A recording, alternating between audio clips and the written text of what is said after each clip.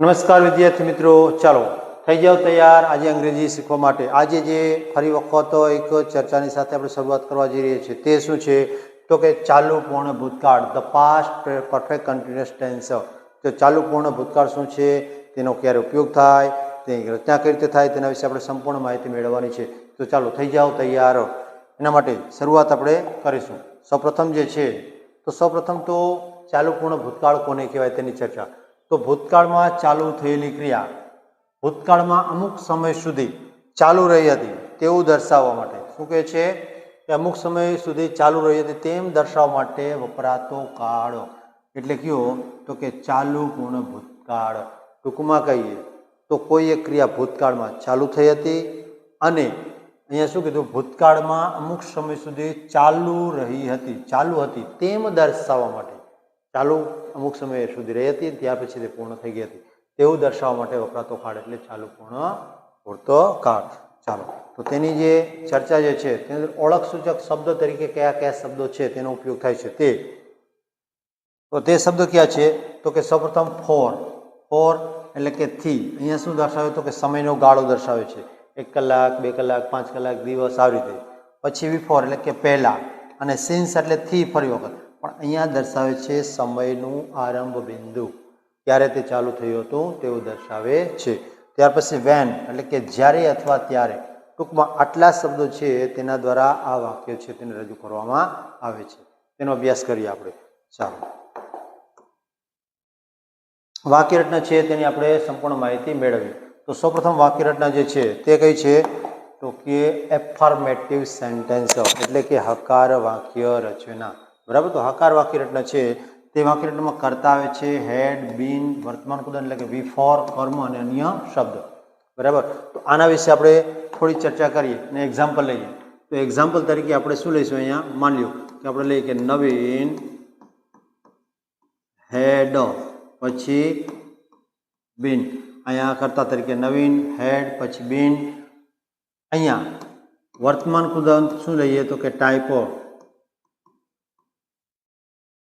Navin had been typing, અને કર્મ તરીકે શું લઈશું ઓ લેટર, અને શું કહીશું અહીંયા સિન્સ મોર્નિંગ આપણે, બરાબર। Naveen had been typing a letter since morning, Naveen પત્ર ટાઈપ કરે કે લખી રહ્યો હતો, સવારથી પત્ર લખી રહ્યો હતો, બરાબર। તો તેની ક્રિયા છે તે સમયે ચાલુ હતી। ચાલો હવે તેના એક્ઝામ્પલ તરફ આગળ વધીએ। તો એક્ઝામ્પલની અંદર સૌપ્રથમ એક્ઝામ્પલ છે તે હી હેડ બીન રીડિંગ ફોર 2 hours। તો શું કહીશું અહીંયા કે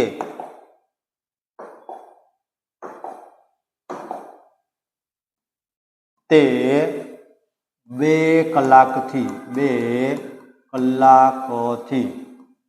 વાંચી રહ્યો હતો, તેની ક્રિયા 2 કલાકથી આ ચાલુ હતી। ત્યાર પછી they had been playing since morning, તેઓ સવારથી રમી રહ્યા હતા, બરાબર। ટૂંકમાં રમવાની ક્રિયા તેની ચાલુ હતી એમ। પછી he had been studying since 6 am, તેઓ 6 વાગ્યાથી અભ્યાસ કરી રહ્યા હતા, બરાબર। 6 વાગ્યાથી તેની ક્રિયા ચાલુ છે।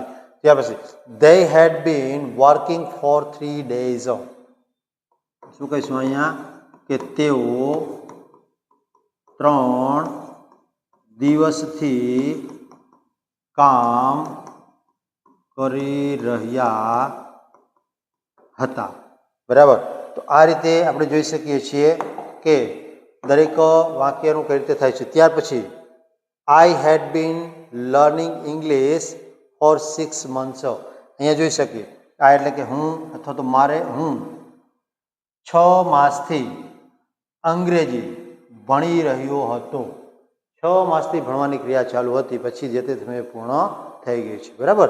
તો આ રીતે ત્યારબાદ જે ચર્ચા કરીએ તેની આપણે કરીએ નેગેટિવ સેન્ટેન્સ એટલે કે નકાર વાક્યો. નકાર વાક્યની વાક્યરચના જોઈએ તો શું થશે? કર્તા છે, પછી હેડ, અને હેડ અને બીનની વચ્ચે શું આવી જશે? તો કે નોટ આવી જશે. પછી વર્તમાન કૃત એટલે કે V4, અને ત્યાર પછી કર્મ અને અન્ય શબ્દ. બરાબર? તો આ રીતે તેની વાક્યરચના થશે. આપણે એક ઉદાહરણ લઈએ એટલે ખ્યાલ આવે. કર્તા તરીકે આપણે લઈએ, માની લો કે લઈએ આઈ, પછી આઈની સાથે શું આવશે? તો કે had. I had not been eating. I have not been eating banana for 2 years. 2 years. શું કહ્યું? I have not been eating banana for 2 years.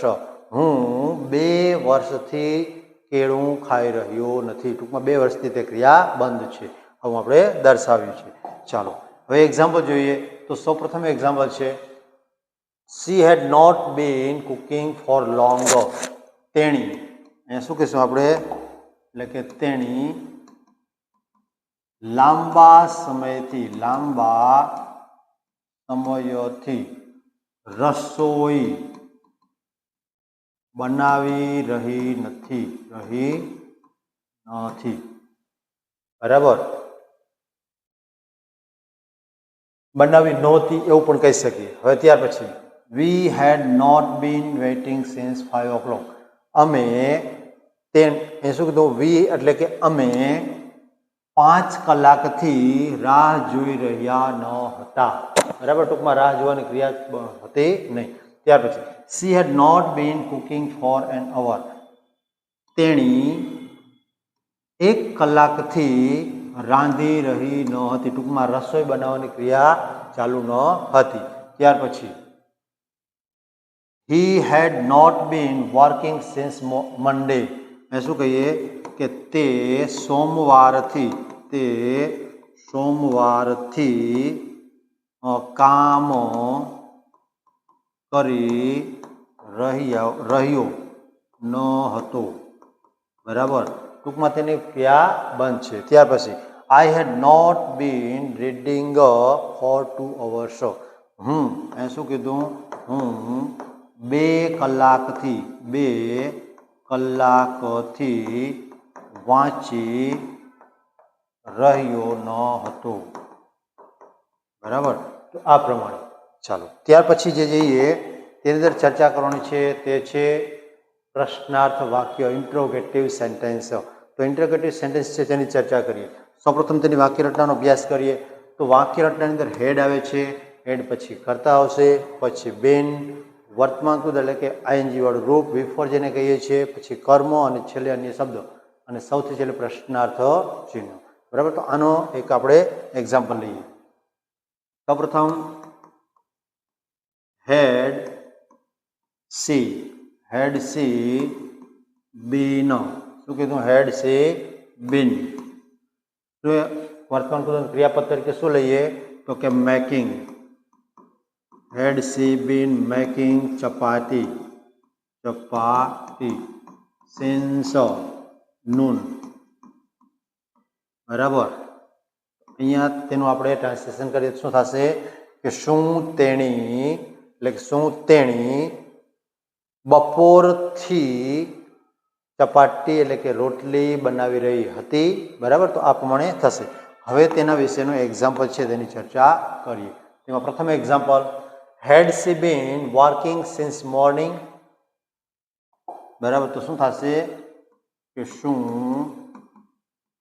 તેણી સવારથી કામ કરી રહી હતી. બરાબર? તો આ પ્રમાણે.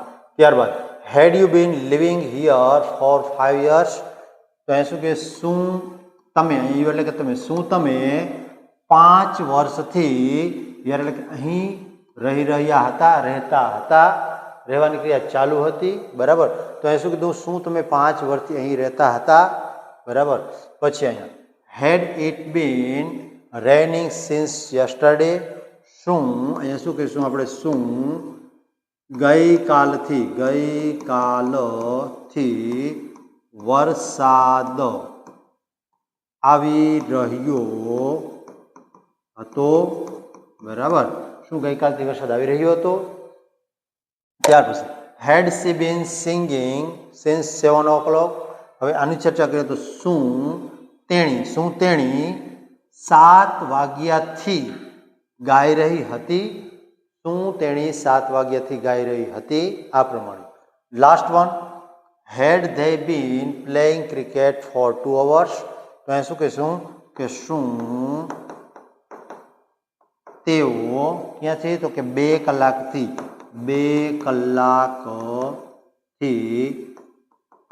ક્રિકેટ રમી રહ્યા હતા. બરાબર. તો આ રીતે શું તેઓ 2 કલાકથી ક્રિકેટ રમી રહ્યા હતા? તો આ હતા આપણા પ્રશ્નાર્થ વાક્યો. ચાલો વિદ્યાર્થી મિત્રો, હવે આપ જો મારી ચેનલની સાથે નવા હોય તો ચેનલને સબસ્ક્રાઈબ કરવાનું ભૂલશો નહીં. જો વિડીયો ગમે તો લાઈક કરો અને તમારા મિત્રોની સાથે શેર કરો અને આવા નવા વિડીયો જાણવા માટે આપણી સાથે જોડાયેલા રહો, ટોપિકને સંપૂર્ણ સમજવા માટે. જય હિન્દ, જય ભારત.